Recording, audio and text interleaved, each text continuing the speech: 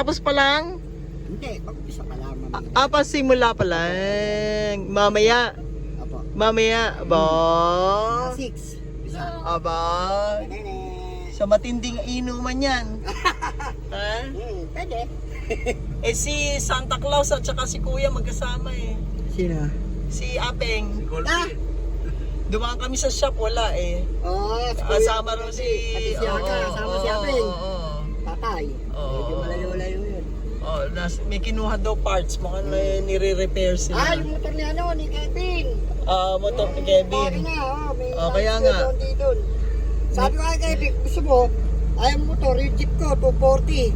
Taki na, lilipad na motor mo dyan, di ba? Ito motor ko si kayang ano yan, 2 weeks pa. Gusto mo, Kevin, bayaran mo yung makina ko, 240, ayaw ko na mag-drive ng jeep eh, kaya hindi mo ang dismail. So makina ang kinuha nila? Oo, makina yun. Nabenta ko yung Dondi.